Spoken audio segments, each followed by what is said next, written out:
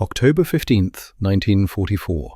Hürtgen Forest, Western Germany. The morning fog clung to the trees like wet wool.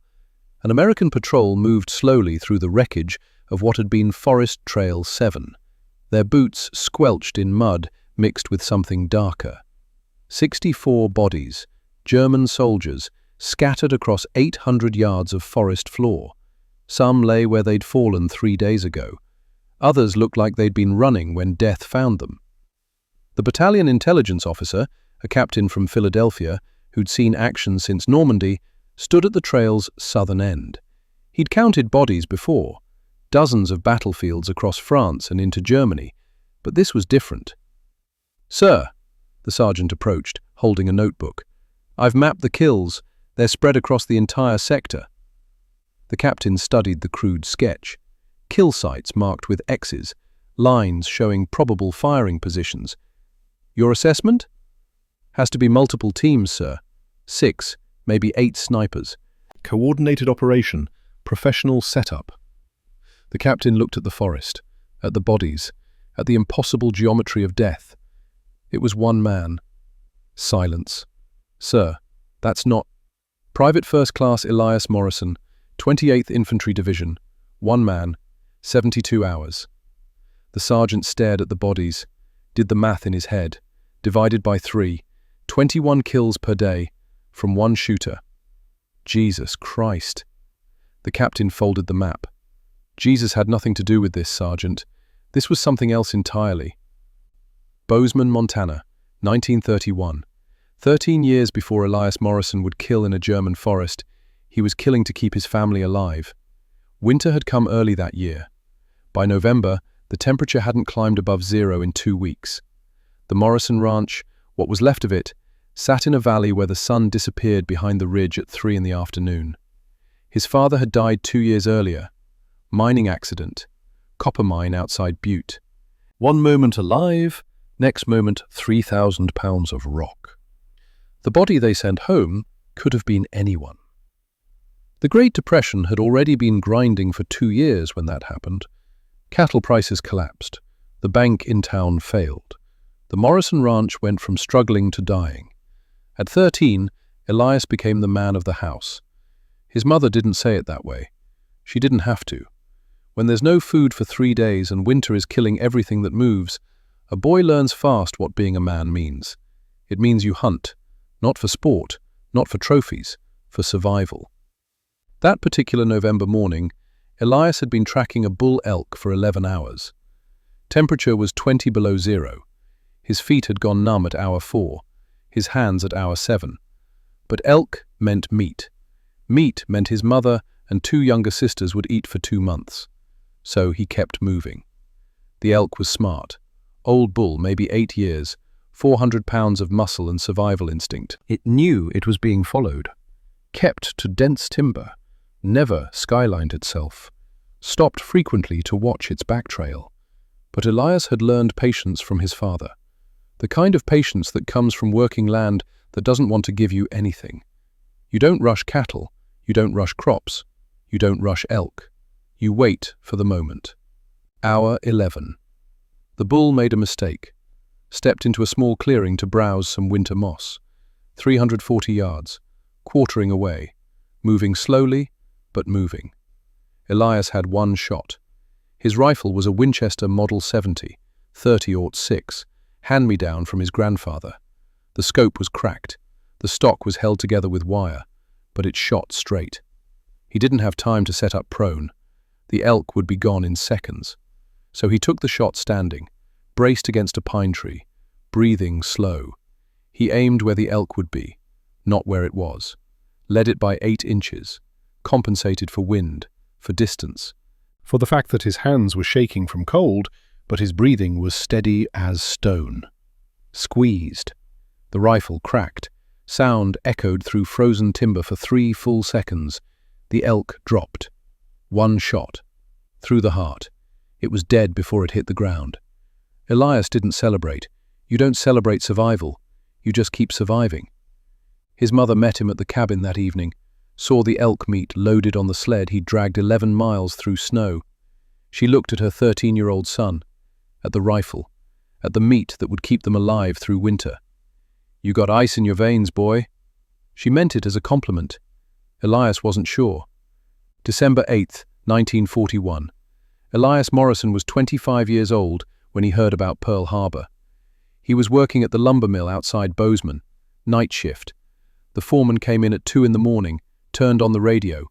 Japanese planes, American sailors burning in oil, battleships sinking. Elias didn't wait for sunrise. He drove straight to the Army recruiting office in Butte. Stood outside in December cold until the sergeant opened the door at 0600. "I want to enlist." The sergeant looked at this tall, quiet kid from the mountains, noted the steady hands, the calm eyes. "You ever shot a rifle, son?" "Since I was 6, Sergeant." At basic training, the shooting instructors noticed something unusual about Private Morrison. He didn't blink when he fired. Most recruits did. Natural reflex, anticipating recoil. Not Morrison.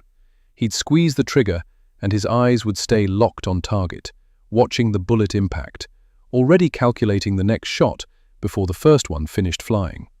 "Where'd you learn to shoot like that?" "Montana, Sergeant. Had to eat." They marked him as expert rifleman. Perfect score, 250 out of 250. He deployed to England in 1943, France in June 1944, Normandy. He met his best friend on the boat over, Cordell Hayes. Tennessee boy, tobacco farmer's son. Same age, same quiet competence. They survived Normandy together, survived the breakout, survived the push across France. In July 1944, their battalion's designated sniper team took a direct artillery hit. 6 men. 6 trained snipers who'd gone to sniper school at Fort Benning. Gone in one explosion. The company commander needed replacements immediately. Different barrage, different target. Same killing mathematics as the professionals before them. Cordell was carrying ammunition. Elias was 20 yards ahead, scouting. The shell hit between them. Elias woke up with his ears ringing and his rifle destroyed. The scope was shattered. The stock was cracked, but he was alive. Cordell wasn't. The medic found Elias sitting next to his friend's body. Not crying, just sitting, holding Cordell's dog tags. The medic started to say something about moving out, about German patrols, about staying alive. Elias cut him off. What were his last words? He said, "Don't let it be for nothing. Make it count." Elias stood up, put Cordell's dog tags in his pocket, picked up his broken rifle. "I will." October 12, 1944. Forest Trail 7 was a mud track through the Hurtgen Forest that nobody had cared about until yesterday. Today it mattered, because 180 wounded American soldiers were being evacuated 2 miles behind it. If the Germans pushed through Trail 7, those wounded men would die. The mission was simple: hold the trail for 72 hours. Captain Reeves gave Elias the assignment personally. "Morrison, you're our best shot. I need you to make this trail too expensive for the Germans to take." "My rifle scope is destroyed, sir. Supply says there's no replacements." Reeves looked at the broken Springfield, at the shattered Unertal scope. "Then you better figure something out, Private, because in 72 hours, those wounded men behind us either get evacuated or they get overrun. Your choice is keep the Germans off this trail or watch American soldiers die in their hospital beds." Elias thought about Cordell. "Make it count." "I'll figure something out, sir." The first attempt was a disaster. Elias tried using iron sights, basic open sights. The Germans were 600 yards out. At that range, with iron sights, you're guessing. He took 8 shots, missed 7. The one hit was luck more than skill. The German patrol advanced, killed 3 Americans in a forward position. Elias had to pull back. He sat in his foxhole that afternoon, furious, at the war, at the Germans, at himself. Can't kill what you can't see. He searched a destroyed German position, looking for anything useful, food, ammunition, anything. Found a shattered pair of Zeiss binoculars, German officer's kit probably, high-quality glass, 8-power magnification. One lens was completely destroyed, the other was intact. Elias held it up to his eye, looked through it at the tree line 600 yards away. Crystal clear, better than his destroyed unertl scope had been. As he examined the lens, his bootlace caught on an abandoned M1 Garand. The rifle was wedged between two logs. The bootlace pulled tight, pulled the trigger. The Garand fired. Elias jumped, nearly dropped the lens, then stopped, looked at the rifle, at the bootlace, at the trigger, looked at his broken Springfield with no scope, and something clicked. If I can make a gun fire without being there. He sat down, started sketching in the mud with a stick. One rifle, tied to a trigger, aimed at a trail. Me somewhere else, with another rifle. Germans hear shot from position A. Think sniper is there. Return fire there. I shoot from position B. They think two snipers. They advance to position A. Trip the line. Position A fires again. They think they're surrounded. Elias stared at the sketch. It was crazy. It was simple. It might work. But first, he needed a scope. The improvised scope took 4 hours and 17 minutes to build. Materials scavenged from the wreckage of war. The intact Zeiss lens from the German binoculars, 40mm diameter, 8-power magnification, designed to survive artillery recoil, which meant it could probably survive rifle recoil. A telescope tube from a destroyed mortar site, American-made, aluminum, lightweight. 7 brass shell casings from spent .30-06 rounds, cut carefully with his trench knife into graduated rings, each ring 0.4 to 0.6 millimeters different in diameter. They nested inside each other, telescoping. Rubber gaskets from a gas mask filter, compressed between each brass ring to absorb shock and provide friction. Copper wire from field telephone cable, wrapped around the entire assembly for structural support and micro-adjustment capability. Elias worked with the precision he'd learned at the lumber mill. Measure twice, cut once. A mistake on a scope was the same as a mistake on a lathe. It destroyed the piece. The engineering was impossible. No focus mechanism, no parallax adjustment. Brass expands with heat, which should shift zero. Recoil should shatter an unsecured lens. After the war, Army engineers would examine this scope and declare it mechanically unstable and theoretically incapable of maintaining zero beyond 12 shots. Elias would fire it 317 times over the next 72 hours. At 17:22 hours, October 12th, he was ready to test it. A German soldier stood at 580 yards, leaning against a pine tree, smoking, relaxed. He thought he was safely out of range. Elias settled prone, looked through the improvised scope. The image was clear, sharp, steady. He aimed center mass, compensated 17 inches for bullet drop at this range, controlled his breathing, the same breathing he'd used on that bull elk 13 years ago. Exhaled slowly, squeezed. The Springfield cracked. Through the scope, still trained on target, Elias watched the German soldier drop. The scope held zero. Holy God, it works. He fired 4 more test shots, confirmed what he suspected. The scope shifted 2.1 inches left after shot 3. Consistent shift, which meant predictable, which meant compensatable. He marked the shift on the stock with his knife. The scope was flawed, but flawed in a predictable way was better than perfect in an unpredictable way. Elias had his weapon. Now for the trick. 18-15 hours, dusk settling over the forest. Elias positioned his primary rifle with the improvised scope aimed at a natural choke point on the trail, where the Germans would have to pass. 620 yards from his current position.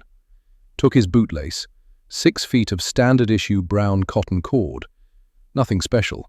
Same bootlace 10 million American soldiers were issued.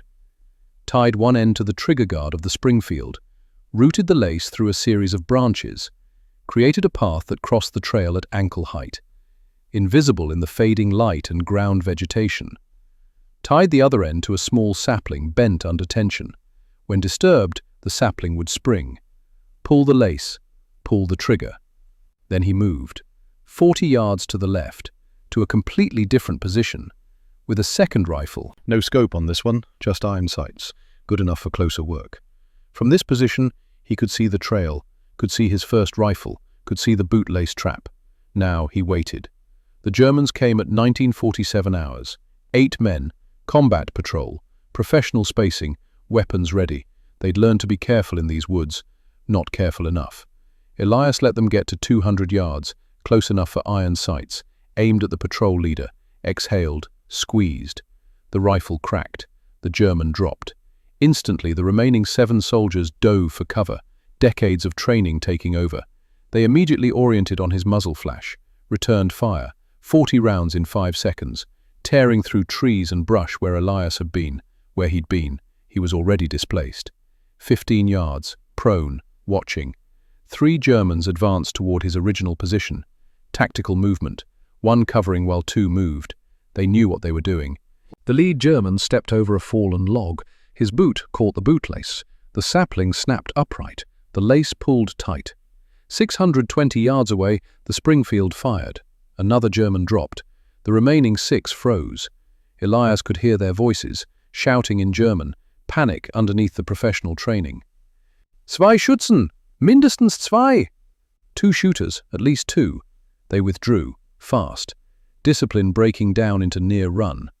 Elias waited until they were gone, then moved to collect the dog tags. 2 dead Germans, both conscripts. One was maybe 19, the other was 40, wedding ring still on his finger. Elias added their tags to the collection, marked his notebook. Day 1, 1947 hours, 2 kills. Then he set up the trap again, different location, different angle. The Germans came again at 22:30 hours, different squad, 6 men.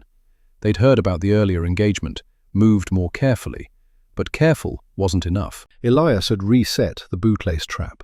New position, new angle. The first rifle aimed at a different section of trail.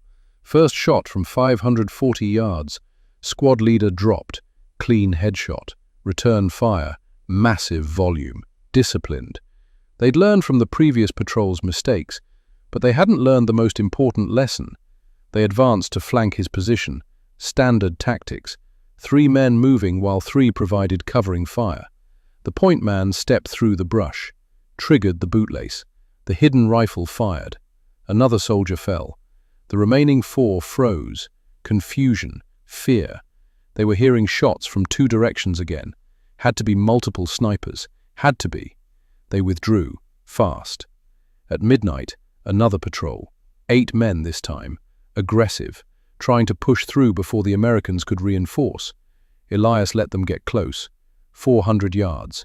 Then systematically eliminated the lead elements. The improvised scope made them visible in the moonlight. They couldn't see him at all.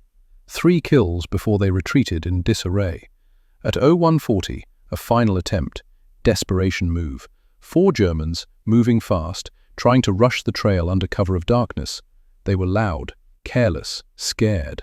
The bootlace trap caught one. Elias shot 2 more from 300 yards. The 4th escaped into the forest, screaming warnings to his command. By 0200 hours, October 13th, the notebook read, Day 1, final count, 9 confirmed. 9 men who would never see home. 9 families who would receive telegrams. 9 mothers who would cry. Elias sat in his foxhole, exhausted, wired, couldn't sleep. Every time he closed his eyes, he saw the 19-year-old's face, saw the wedding ring on the 40-year-old's hand. He thought about Cordell, about Tennessee tobacco farms and Montana elk hunts. Cordell, I'm doing what you said, making it count. 9 Germans won't kill any more Americans. Pause. Still feels wrong, but it's necessary. He didn't sleep, just watched the forest, waiting for dawn, waiting for day 2, 63 hours to go. October 13th, 1944. Dawn, day 2. Elias hadn't slept. Sleep meant dreams. Dreams meant seeing faces. Better to stay awake, keep moving, keep the Germans afraid. He'd spent the night setting up 4 positions, 4 rifles, 4 bootlace traps, spread across 600 yards of forest. The system had evolved. Position A, his primary rifle with the improvised scope, aimed at the main trail approach, bootlace routed through deadfall timber, set to trigger when disturbed. Position B, backup Springfield with iron sights. Secondary approach, same bootlace setup. Position C, captured German Kar 98K. Found it yesterday on a body. Good rifle. Accurate. Bootlace trap covering the eastern flank. Position D, another M1 Garand. No scope. Close range insurance. Elias himself moved between concealed positions with his personal rifle. He was the conductor. The 4 trapped rifles were the orchestra. The Germans would think they were facing a coordinated sniper team. 5, maybe 6 operators working in perfect synchronization. They were facing one man who hadn't slept in 48 hours and was running on rage and coffee made from burnt acorns. 06, 15 hours. First light bleeding through the canopy. The Germans came. 12 men this time, full squad. They'd learned from yesterday. Better spacing, more caution, weapons at ready. Squad leader was a Feldwebel, sergeant. Older guy, maybe 35. He knew what he was doing. Kept his men spread out. Used hand signals instead of voice commands. Moved from cover to cover. Professional. Elias watched them from 620 yards, through his improvised scope, waiting for the mistake. Everyone makes mistakes eventually. 06:17. The Feldwebel paused, checking terrain, making a decision about which route to take. 2 seconds. Stationary. Elias fired. The sergeant dropped. Headshot. Instant. Chaos. The 11 remaining Germans dove, returned fire. 300 rounds in 10 seconds, shredding trees and brush in the direction of Elias's muzzle flash. Good tactics. Suppress the threat. Locate. Eliminate. But Elias was already gone. Displaced 180 yards, to position F. Different angle entirely. The Germans began advancing. 3-man element moving toward where Elias had been, the rest providing covering fire. One of them was carrying the MG-42, machine gun, 20 pounds of steel and firepower. Elias put the crosshairs on him. 615 yards. Squeezed. The machine gunner fell. The MG-42 clattered onto rocks. Now the Germans were panicking. 2 shooters, 2 different directions. They split their fire. Half shooting north, half shooting west. Neither direction had Elias in it anymore. A German rifleman broke cover, running, trying to reach better position, ran straight past position A. His boot hit the bootlace. The Springfield fired automatically. The rifleman dropped. The remaining 9 Germans stopped moving entirely. One voice, young, terrified, shouting in German. "Drei Schützen! Sie sind überall!" 3 shooters, they're everywhere. The Germans pulled back, combat withdrawal becoming route. 3 kills, 2 minutes. Elias marked his notebook. Day 2, engagement 1, running count, 12. He moved to position C, reset the traps, waited. The forest was quiet, except for the rain starting to fall. 11:55 hours. The rain had become fog, heavy. Visibility dropped to 80 yards for normal vision. But Elias's Zeiss lens gathered light better than human eyes. Better than American military scopes. German optics were the best in the world, and he had a piece of the best. Through the fog, he could see 380 yards. The Germans couldn't see him at all. A patrol moved through the soup. 8 men, relaxed, weapons lowered. They thought the fog made them safe. It made them blind. Elias watched them through the scope. They were ghosts in the mist, talking. One was smoking. Another was eating something from a tin. They had no idea he was there. 12:03. The last man in the file was lagging, 20 yards behind the others. Poor discipline. Elias put the crosshairs on his chest. 540 yards. Fog. Wind negligible. Fired. The soldier dropped without a sound. Fog swallowed him. The others kept walking, didn't notice for 45 seconds. When they finally looked back, their friend was gone. Just gone. Like the fog had eaten him. Voices, confused, scared. 12:05. Second to last man stopped, turned, looking for his missing comrade. Elias fired again. The man fell into the fog. Now the patrol understood. Someone was killing them. They couldn't see who, couldn't see where, couldn't see anything except grey mist and their friends disappearing. The lieutenant started shouting orders, but his voice cracked, fear underneath the authority. One soldier broke, just broke, turned and ran. Triggered position D. The Garand fired. The runner fell. 4 left, standing in fog, turning in circles, firing blindly into the grey. 12:08 through 12:15. Elias killed them systematically, one by one. They never saw him, never even knew which direction the bullets came from. The fog turned their world into a nightmare. Death was invisible, inescapable, all around them. 7 men dead in 12 minutes. When American patrols swept the area the next day, they'd find the bodies still there, expressions of terror frozen on their faces. Running count, 19. 15:47 hours. The rain had stopped, sky clearing, visibility back to normal. Elias spotted movement at 780 yards, maximum range for his improvised scope. German officer, Hauptmann rank insignia. Captain, standing outside a command post, studying a map. Not a combat patrol, not a random target. This was command staff. 780 yards was a hard shot, the farthest Elias had ever attempted. The bullet would drop 38 inches at that range. Wind was 9 miles per hour, left to right. Drift would be 15 inches. The officer was moving, slow walk, checking positions on his map. Elias did the math. Montana elk hunting math. Childhood calculations that had kept his family alive. Aim point, 4 feet 2 inches above the officer's head. 1 foot 1 inch right of center. Lead the target by 8 inches for walking speed. Conditions, wind steady. Range confirmed with scope mil dots. Target moving predictably. He controlled his breathing, the way his father had taught him, the way he'd done 10,000 times on Montana ridges. Exhaled to natural pause. Squeezed. The Springfield cracked. 1.8 seconds of flight time. The officer dropped. Through the scope, Elias saw the impact. Chest, center mass. The man was dead before he understood he'd been shot. Running count, 20. But the day wasn't over. 16:30 hours. Another patrol. The Germans were getting desperate, throwing men at the problem. 5 soldiers, young, scared, poorly led. They moved in a tight cluster. Textbook mistake. Elias killed 3 before they understood they were under fire. The improvised scope made it almost too easy, like shooting deer at a salt lick. The bootlace trap at position B caught the 4th when they tried to retreat. The 5th ran, made it 200 yards before Elias's bullet found him between the shoulder blades. 17:15 hours. A sniper team.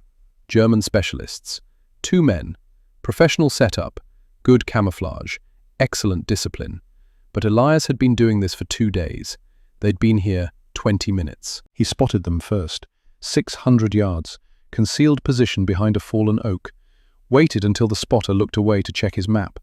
Shot the sniper through the side of his ghillie suit. Spotter panicked. Broke cover.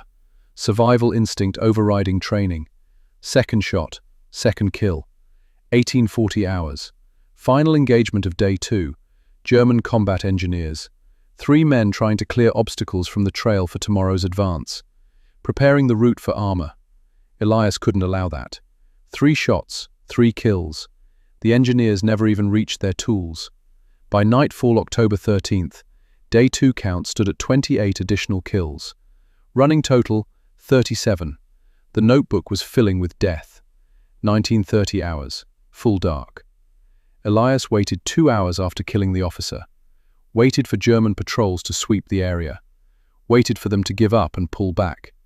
Then he moved. Low crawl, 200 yards. Took 40 minutes to cover the distance. Every sound amplified in the darkness. Every snap of a twig felt like a gunshot.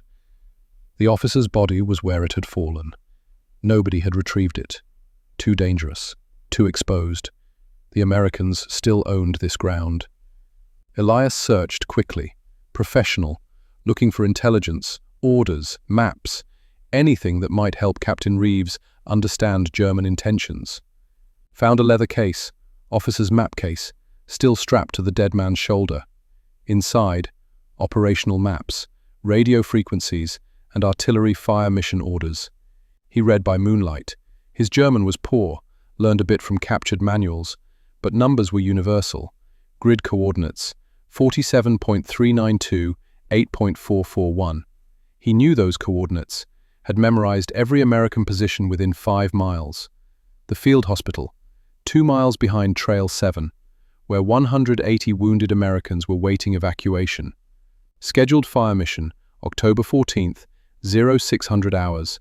Artillery battalion, 24 tubes. Rounds allocated, 300 high-explosive shells.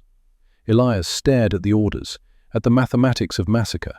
300 artillery shells onto a hospital, onto men who couldn't run, couldn't take cover, could only lie in their beds and wait for death. Doctors, nurses, medics, the wounded who'd survived combat only to die in their hospital beds. All of them would have died. This man he'd killed wasn't just another soldier. This was the forward observer, the one with the map coordinates, the one who would have called the fire mission and adjusted the barrage for maximum effect. Without him, the Germans had no eyes on target.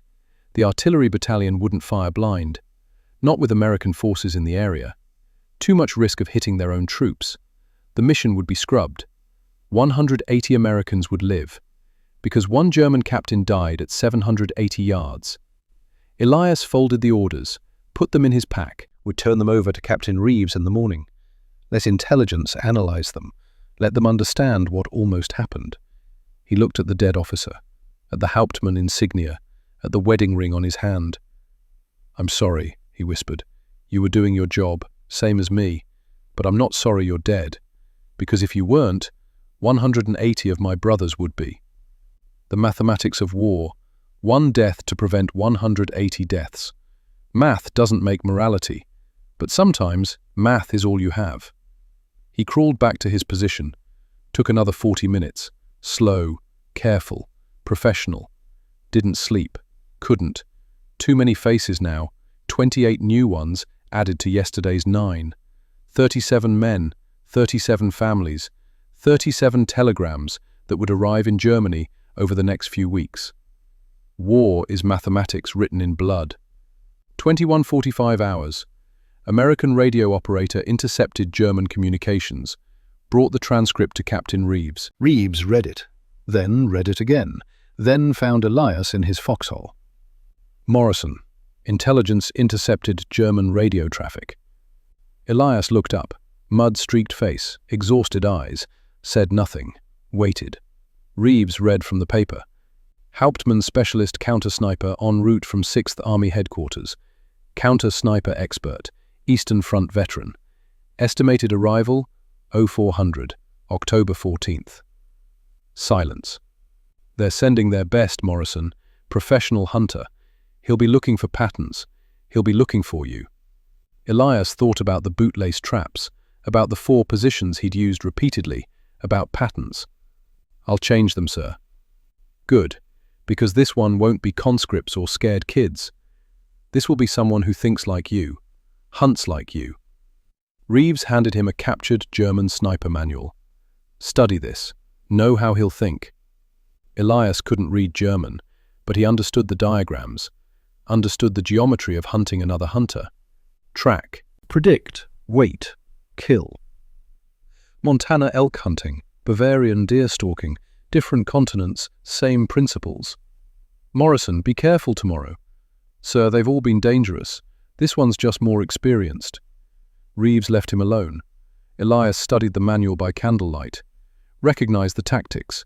They were the same tactics he'd use, same concealment principles, same patience, same understanding that the first person to make a mistake would die.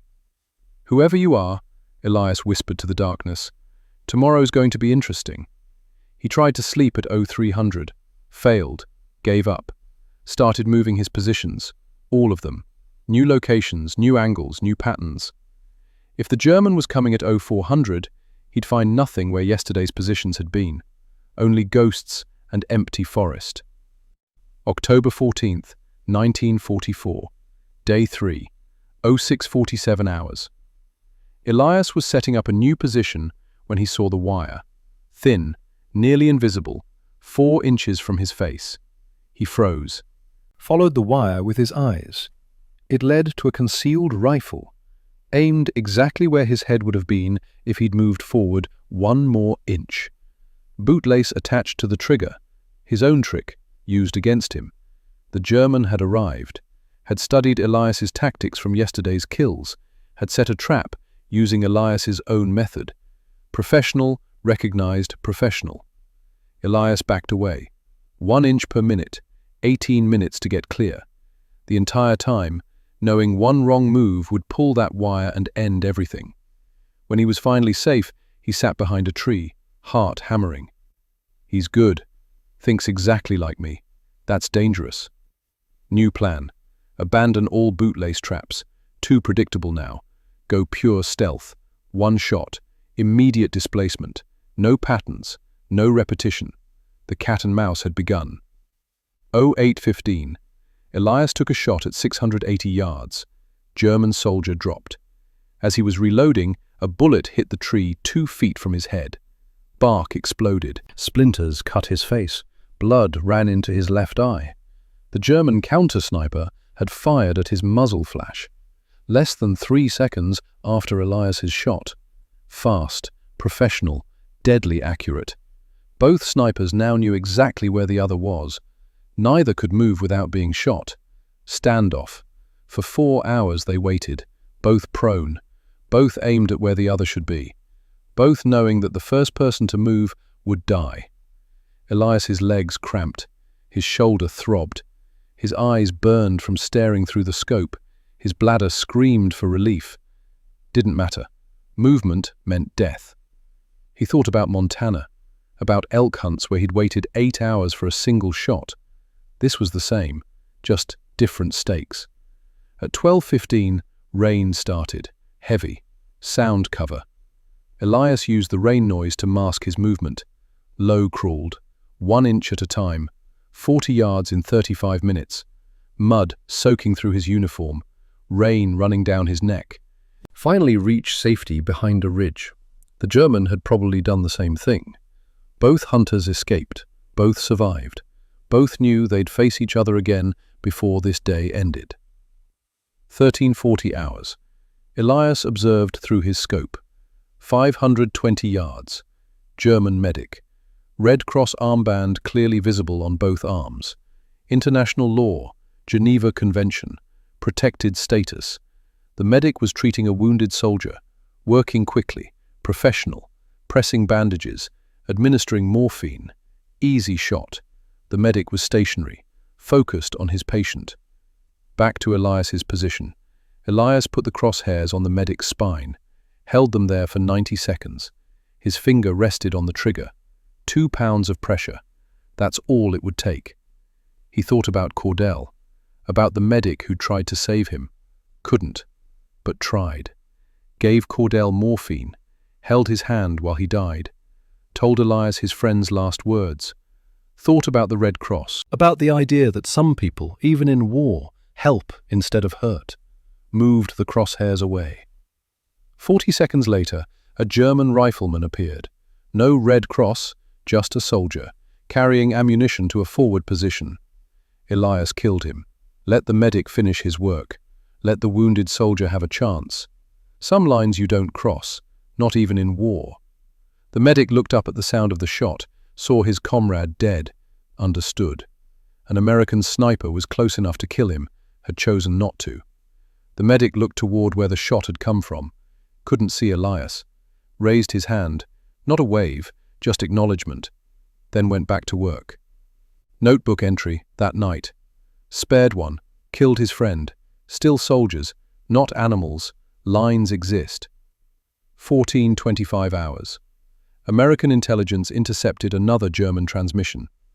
All units, withdraw to secondary defensive line. Trail 7 sector untenable. Casualty rate unacceptable. Begin withdrawal 1600 hours. They were pulling back. Elias had won. But then, exception. Counter-sniper element and volunteer squad will conduct final elimination operation before withdrawal. 11 Germans, led by the professional, coming specifically for Elias. Not a patrol, a kill team. And they had 95 minutes before the general withdrawal. Elias checked his ammunition. 19 rounds left. Checked his body. 71 hours awake. Lost 13 pounds. Shoulder one massive bruise from recoil. Hands shaking from exhaustion and cold. Eyes blurred from scope strain.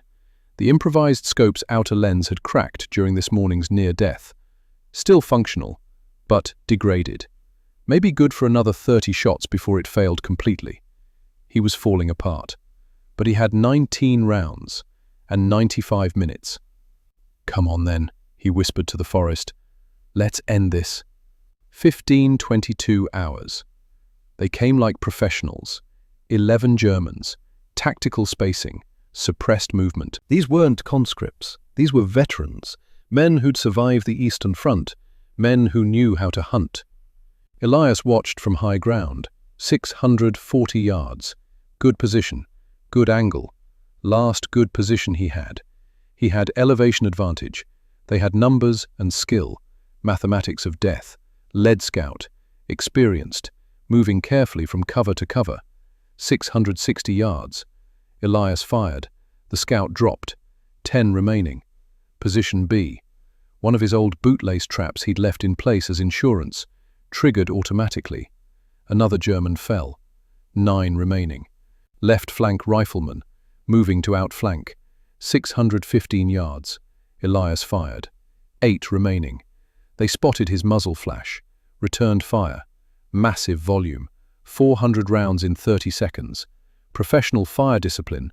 Suppression by the book. Trees exploding. Bark and wood fragments flying like shrapnel. Elias was already moving. 95 yards. New position. Last position. MG-42 gunner setting up. 580 yards, trying to pin him down. Elias fired through the scope's cracked lens. Bullet flew true despite the degraded optics. 7 remaining. The Germans were closing distance. Professional fire and movement. Bounding overwatch. They knew exactly what they were doing. 2 of them advanced in perfect coordination, covering each other, communicating with hand signals. 520 yards. Elias fired twice. Rapid. No time for perfect aim. Combat shooting. Montana reflexes. Both dropped. 5 remaining. 16:05. The Germans reached Elias's previous position, found it empty, shell casings still warm, boot prints in the mud leading away. They were close now, too close. One soldier's voice, frustrated, angry. "Wo ist er? Wo ist der Geist? Where is he? Where is the ghost?" Elias was 240 yards away, final position, watching them search. Fired. 4 remaining. 16:09. 2 Germans retreating, one carrying wounded comrade over his shoulder. Fireman's carry, the way soldiers carry brothers. 2 others providing covering fire, professional, disciplined even in retreat. Elias had them all in his scope. 295 yards. Easy shots, all of them. Crosshairs on the leader's back. The counter-sniper. The professional who'd hunted him all day. The one who'd set the trap. The one who'd almost killed him twice. Finger on trigger. 2 pounds of pressure. The man was carrying his wounded, just like Cordell had carried Elias at Normandy when shrapnel caught his leg. Just like any soldier would carry his brother. Elias watched them through the cracked scope. 2 men, one helping the other, both trying to survive, both wanting to go home to Bavaria, or Berlin, or wherever home was. He moved the crosshairs away, let them go. He'd killed enough. Not killing someone saving his friend. Not today. 17:59 hours, nearly dark. Elias radioed Captain Reeves. "Trail 7 secure, sir. Enemy withdrawn. Request relief." Pause on the other end. Reeves checking his watch. The 72 hours weren't officially up for another hour. "Confirmed kills?" Elias looked at his notebook, at the entries, at the mathematics. "Day 3, 14 confirmed, sir. Running total, 64. Longer pause. 64. 72 hours. "Morrison, are you—" I'm done, sir. I'm done. Relief company arrived at 0640 the next morning, found one exhausted sniper, one improvised scope with a cracked lens, one notebook filled with death coordinates, and the beginning of 53 years of nightmares. The cost of survival, the price of mathematics. Next morning, American patrol found something at the trail marker. German medical kit. Inside, bandages, morphine syrettes, sulfur powder, and a note, written in English, crude handwriting. For American wounded, from German medic, 14 October, 13:40 hours. Honor recognized. Thank you. Captain Rees showed it to Elias. Elias stared at it for a long time. He understood, sir. We both did our jobs. His was saving. Mine was killing. We both did what we had to. You saved 180 Americans, Morrison. The artillery orders you recovered. Intelligence confirms the fire mission was scrubbed when the forward observer didn't report. And I killed his men, sir. The medics' comrades. The mathematics work. Doesn't make it easy. Reeves had no answer for that. Nobody did. October 15th, 1944. Morning. The relief company found him sitting in his foxhole, rifle across his lap, staring at nothing. A sergeant approached carefully. Combat veterans recognized that look. The 1,000-yard stare. Eyes that had seen too much and couldn't unsee it. Morrison? You Elias Morrison? Slow nod. We're here to relieve you. You can stand down. Elias didn't move, just sat there. The rifle felt like the only solid thing in a world gone liquid. The medic came next. Young kid, maybe 22. Too young to understand what 72 hours alone with death does to a man. Private, I need to check you over. The medic started his examination, took vitals, noted dehydration, malnutrition, exhaustion, cold injury to the extremities, severe bruising to the right shoulder from rifle recoil, lacerations on face from tree bark, possible frostbite on 3 toes. When's the last time you slept? Elias had to think about it. Time had become strange, elastic. Tuesday, I think, before Cordell died. That was 4 days ago. Then 4 days. The medic made notes. Recommended immediate evacuation to field hospital, rest, food, observation for combat fatigue. Elias refused. Mission's complete, sir. Just need a few hours. Son, you need more than a few hours. You need... I need to not talk about it, thank you. Battalion commander arrived at 0900. Captain Reeves with him. Both looked at the exhausted sniper, at the improvised scope with its cracked lens, at the notebook filled with death coordinates. The commander read from the notebook, entry after entry, date, time, range, conditions, result. Private Morrison, effective immediately, you're recommended for the Silver Star, for exceptional valor in combat, for single-handedly preventing enemy breakthrough and saving an estimated 180 American lives. Elias looked up, eyes hollow. Give it to Easy Company, sir. They held the line. They held because you made the Germans too afraid to test them. They held because they're soldiers. I just did what I could. The commander studied this mud-covered, hollow-eyed farm boy from Montana who just killed more enemy in 3 days than most soldiers killed in 3 years. Your scope, the improvised one. Army Ordnance wants to examine it, study it, might be applicable to field conditions elsewhere. It'll break soon, sir. Outer lens is cracked. Good for maybe 20 more shots, then it's trash. Even trash teaches us something, Morrison. We'll send it to Aberdeen Proving Ground after the war. For now, it's evidence of American ingenuity. Elias stood slowly. His legs nearly gave out. 72 hours of tension releasing all at once. Sir, permission to speak freely. Granted. It's not ingenuity. It's desperation. I didn't invent this because I'm clever. I invented it because the alternative was watching Americans die. Necessity isn't genius. It's just survival. The commander nodded. Understood. They let him keep the notebook. Let him refuse the ceremony. Gave him the Silver Star in private. No witnesses. No fuss. Just a piece of ribbon and metal. Elias put it in his pack, never wore it, never showed anyone. 54 years later, his children would find it in a box after his funeral. Still in the original case, never opened. Field Hospital, October 16th through 21st. They tried to make him sleep. Gave him a cot, hot food for the first time in days, clean clothes. He couldn't sleep. Every time his eyes closed, the dream came. Always the same. He was back in the forest, but now all the Germans were standing in a line, looking at him. Not angry, not accusing, just looking, waiting.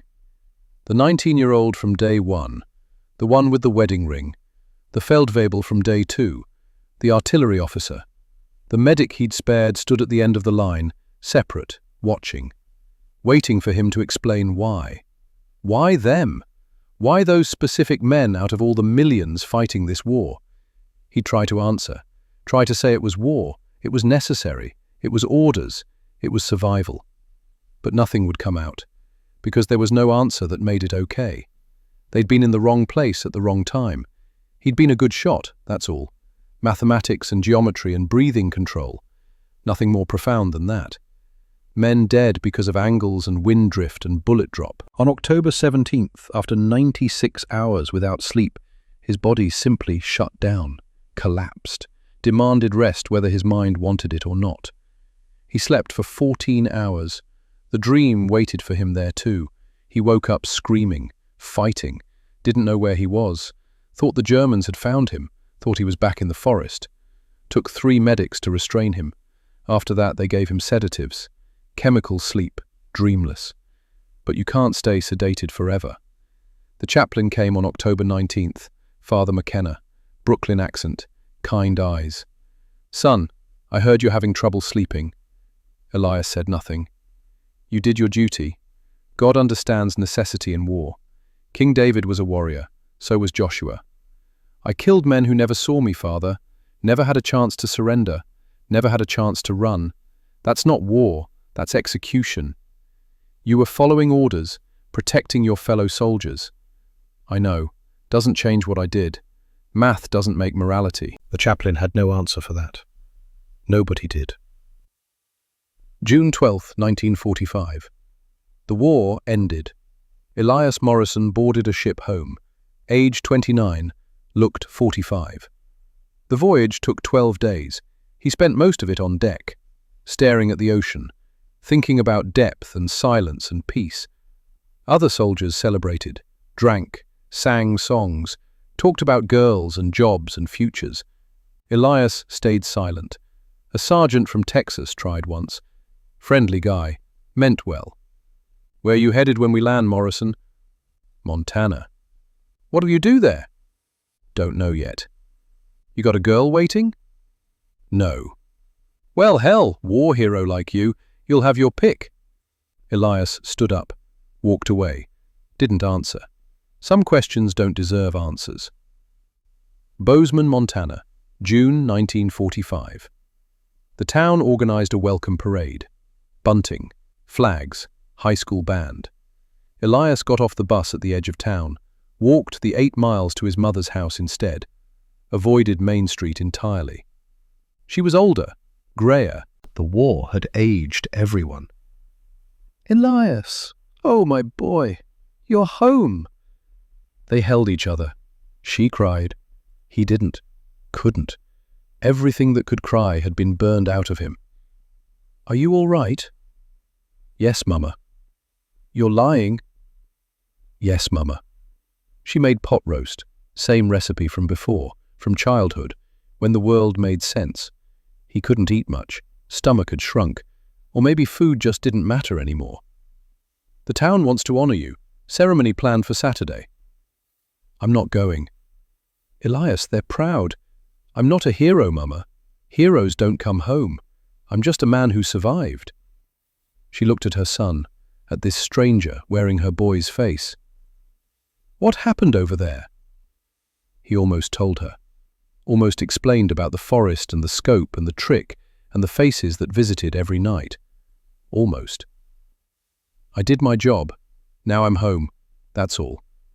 He took a job at the lumber mill, same one as before the war. Physical labor, solitary, no people. Rented a cabin 8 miles outside town. 1 room, wood stove, no electricity. People in town whispered, "That Morrison boy, the sniper, changed, not right anymore."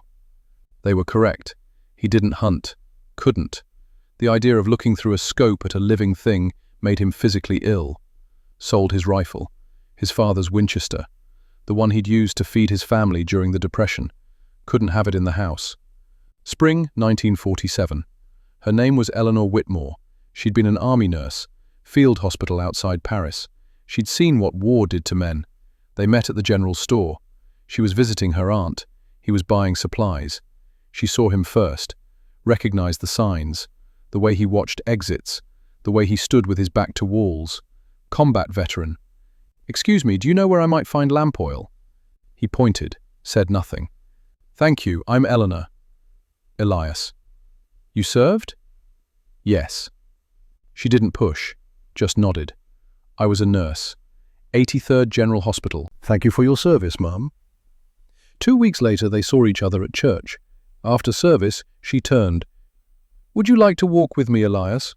My aunt's house is 2 miles. They walked. Didn't talk much. Silence between veterans is different than silence between civilians. After a mile, she spoke. "I wake up sometimes, see the boys I couldn't save." Elias kept walking. "People say I did my best, that I'm a hero." "You're not a hero." "No, I'm a woman who watched boys die and couldn't stop it." "Yes." Another half mile. "Do the dreams ever stop, Elias?" "Don't know yet. I've had mine for 3 years. 2 years for me. Maybe we just learn to live with them." "That's a hard thought." "War's a hard thing." She looked at him, at this damaged, honest man. "Would you like to have dinner sometime?" He thought about it, about the cabin, about the loneliness, about the faces that visited anyway. "Yes, I would." They were married 6 months later. Small ceremony, 6 people, 2 broken veterans trying to build something whole. The 1950s, 3 children, Nathaniel in 1948, Margaret in 1950, Samuel in 1953. Elias was a good father, patient, present, taught them about forests and weather and animal tracks, but never taught them to shoot. When Nathaniel asked for a rifle for his 12th birthday, Elias said no. "Why not, Dad? Everyone says you're a great shot." Elias set down his tools, looked at his son. Shooting paper targets and shooting men are different universes. One is sport, the other is nightmare. Pray you only know the first. Nathaniel didn't understand then. Years later, after his father died, he would. Elias worked construction, built houses, good work, honest, creating instead of destroying. He provided well. His family never went hungry. But he never talked about the war, never went to VFW meetings, never displayed his silver star. The children knew Dad was a soldier, nothing more. 1963. Nathaniel was 15. "Dad, did you kill anyone in the war?" Elias was fixing the porch, stopped, hammer in hand. 90 seconds of silence. "Yes." "How many?" "Enough to know I never want to kill again." "Were you scared?" "Every single day." "Were you a hero?" Elias set down the hammer. "No, Nathaniel. I did what I had to do. Men died because of me. That's not heroism. That's just what war demands. I pray you never have to answer these questions about yourself." Nathaniel never asked again. 1979. The documents were declassified. Dr. Patricia Lindstrom, military historian, found after-action report AAR 28, 1945, while researching sniper operations. She called. Eleanor answered. "Is there an Elias Morrison there, who served in the 28th Infantry Division?" "Who's asking?" "Dr. Lindstrom, historian. I found some records about his service." Eleanor covered the phone, looked at her husband, 63 now, grey, still had the dreams. "It's about the war." Elias shook his head. "I am sorry. My husband doesn't discuss his service." She hung up. The story got out anyway. Local newspaper ran it, made it sound glorious. A reporter came to the house. "Mr. Morrison, can I ask about your service?" "No. The records say you single-handedly—" "I'm a man who did a terrible job in a terrible time. Now leave." "People want to know—" "People want glory stories. I have nightmares. Those aren't the same thing." Eleanor came to the door. "My husband asked you to leave." The reporter left. Wrote the story anyway. Got most of it wrong. Elias read it once. Put it away. Never looked again. 1985. The Army Museum called. They wanted the scope, the improvised one, for their collection. Elias still had it. Don't know why. Maybe because it was proof those 3 days had been real. He packaged it carefully, wrote a note. This scope was used in combat. Men died because of it.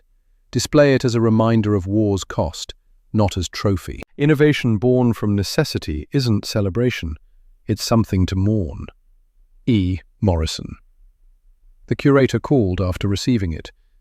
"Mr. Morrison, would you come to the dedication ceremony?" "No.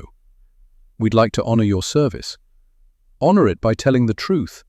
War isn't glory. It's necessity. Sometimes necessary. Never glorious." The museum tried. But people want glory, not truth. February 14th, 1998. Elias Morrison died at age 82, in his sleep, at home. Eleanor beside him. The dreams had never stopped, for 53 years. His last words the day before. "Eleanor, do you think they forgave me?" "Who, love?" "The men. Do you think they understood it was war, that I didn't hate them?" She held his hand. "I think they understood." "I hope so." He died the next morning, peaceful, finally. At the funeral, Eleanor read from his 1945 diary. "I did what I had to do. I saved who I could. I killed who I had to. I will live with these faces until I die. That is the price of survival. May God forgive me." 300 people attended. Veterans, neighbors, family. His children found the silver star, still in its case, found the notebook. Every kill recorded, methodical, haunted. Found letters he'd written to families he'd never met, never sent, because he didn't know their names. "I'm sorry I killed your son. It was war. He was a soldier. I was a soldier. We both did our duty. Only I survived. I'm sorry." Identical letters, never sent, never seen until after he died. The gravestone was simple. Elias Morrison, 1916 to 1998. PFC, U.S. Army. He did his duty. Not hero, not legend, a man who did his duty and paid the price. Today, Elias Morrison's improvised scope sits in the U.S. Army Ordnance Museum. His notebook is in the National Archives. His story is taught at Fort Benning, not as glory, as cost. The lesson? Innovation wins battles, but battles cost souls. One American soldier survived, lived with what he'd done for 53 years, never celebrated, never bragged. He saved 180 American lives. He took others. The math says he was a hero. The man himself said he was just a survivor. Both are true. That's the real story of war, not the victory, not the tactics, the cost. To Elias Morrison, to Cordell Hayes, to all who did what they had to do and lived with what they'd done, we remember, not to glorify war, but to ensure we never forget its price. Some paid with their lives, others paid with their souls. Both costs are terrible, both costs are real, both costs are forever.